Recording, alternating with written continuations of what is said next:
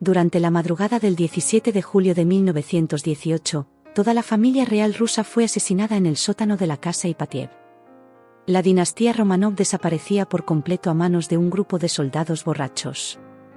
Esa era la creencia oficial y popular, hasta que 2 años después, durante una fría noche de febrero, una joven suicida era rescatada del río Spree por la policía berlinesa. Aunque en aquel momento ni la señorita desconocida, ni el policía que la rescató podían imaginarlo, ese acto fortuito haría temblar a las monarquías europeas, y a un buen puñado de bancos suizos, guardeses de la fortuna de los Romanov.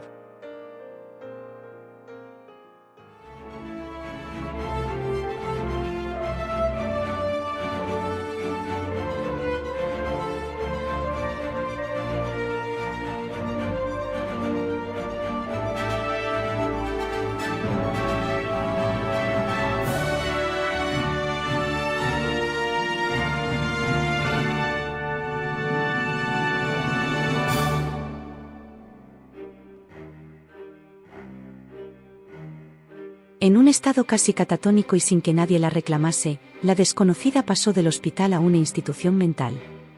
Allí, una enfermera rusa que había huido a Alemania escapando de los bolcheviques, reparó en su enorme parecido con las hijas de los Romanov. Un día, la mujer cogió un periódico donde había una foto de la familia real y se la mostró. La desconocida miró fijamente a la enfermera y le suplicó que no revelara su verdadera identidad. El rumor de que uno de los Romanov había sobrevivido llegó a todos los rincones de Europa. La señorita desconocida empezó a recibir visitas de allegados de la familia real, que querían comprobar la verdad del suceso. A pesar de que solo habían pasado 2 años, nadie parecía tener la certeza de si esa mujer era o no la hija de Nicolás y Alejandra. Para unos, no había ningún parecido, pero para otros, era la viva imagen de Anastasia. Los que no se creían el parentesco real de la desconocida, se aferraban a que aquella muchacha no hablaba ni una palabra de ruso, pero sí lo entendía. Los que veían en ella a la hija menor del último zar, lo achacaban a un trauma que le hacía rechazar todo lo ruso, y una necesidad de huir de ello para sobrevivir. También se aferraban a su parecido físico, a una curiosa malformación en los dedos gordos de sus pies, y al conocimiento que la joven tenía de la historia familiar. Aquella joven de mente errática, conocía a la perfección los nombres de los que aparecían en el hospital, y recordaba las fechas y los lugares en las que se habían visto. Además, era capaz de describir el interior de los suntuosos palacios en los que había pasado su vida. Desde aquella trágica madrugada, habían aparecido por Europa muchos presuntos Romanov, pero ninguna historia tenía tantos visos de realidad como la de aquella muchacha. Cuando fue reconocida por su nodriza, y por la hija del doctor Eugeni Botkin, médico de la familia imperial, y una de las víctimas de la masacre de la casa Ipatiev, las familias reales europeas empezaron a tomarse en serio la historia. ¿Cómo había podido escapar aquella adolescente de aquel infierno de sangre y bayonetas el 17 de julio de 1918?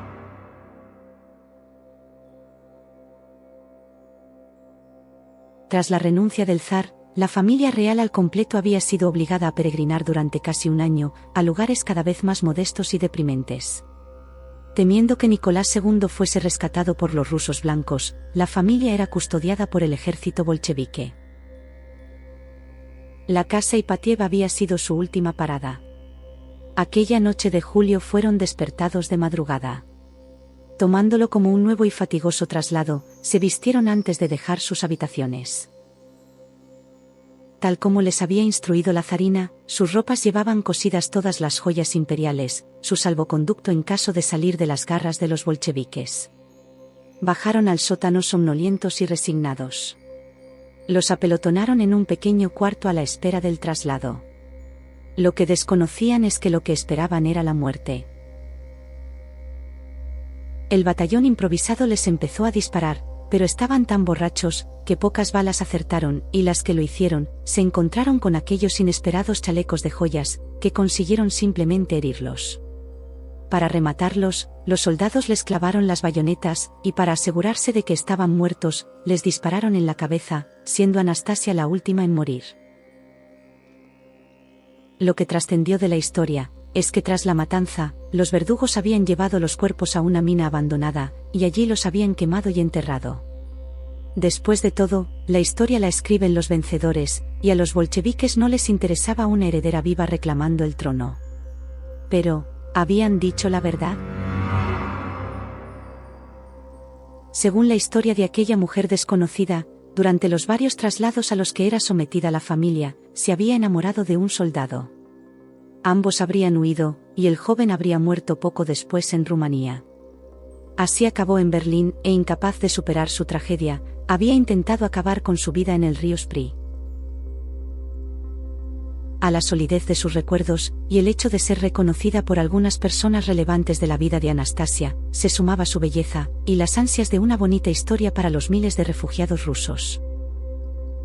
La señorita desconocida, como la llamaban en los titulares, se convirtió en toda una celebridad a la que se le dedicaron canciones, chocolatinas y hasta cigarrillos.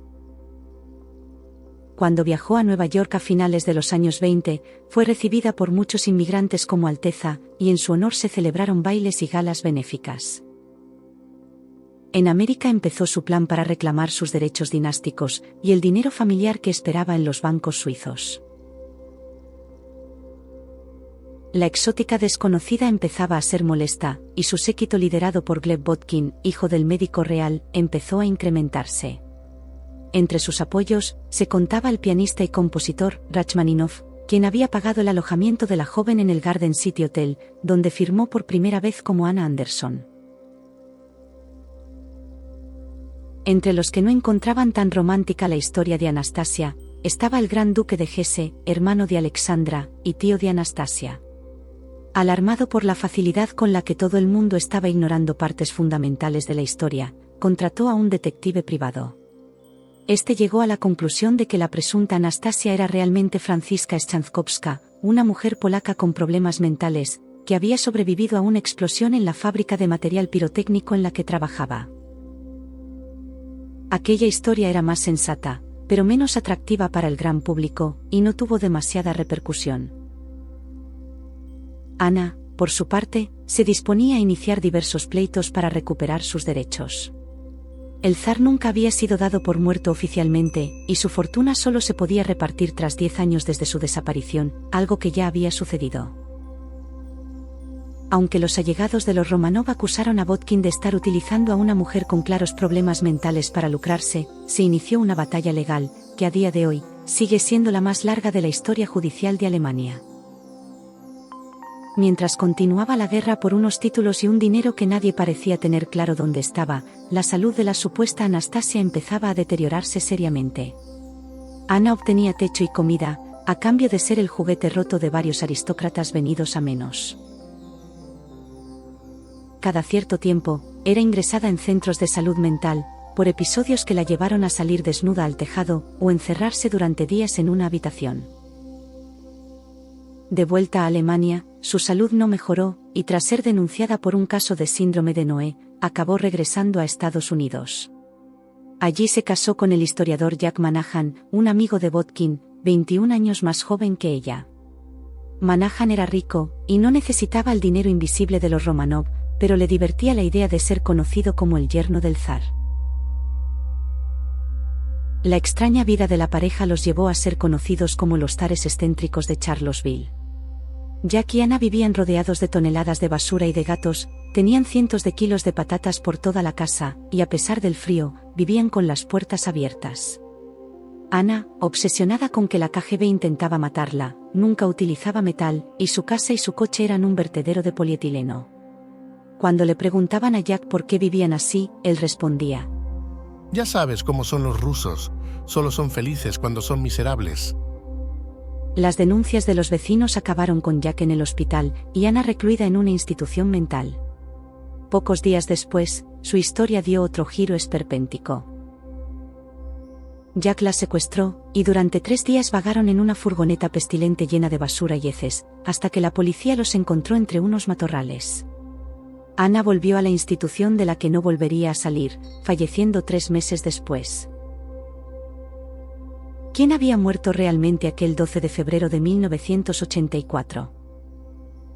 El misterio prevaleció hasta que en 1991, los cuerpos del zar Nicolás, su esposa Alejandra, y 3 de sus hijas fueron exhumados de la fosa común en la que habían sido enterrados. Su ADN fue contrastado con el del duque de Edimburgo, sobrino nieto de la zarina. Hubo coincidencia, aquellos restos pertenecían a los Románov. Sin embargo, faltaban 2 cuerpos, el zarevich y una de las niñas. Por otra parte, el material orgánico de Ana, que se había recuperado de su paso por diversos hospitales, dio un resultado negativo en las pruebas de ADN. En 2007 aparecieron los restos de los últimos Románov. Esto cerró por fin uno de los últimos grandes misterios del siglo XXI. Toda la familia real había sido asesinada aquella noche de 1918.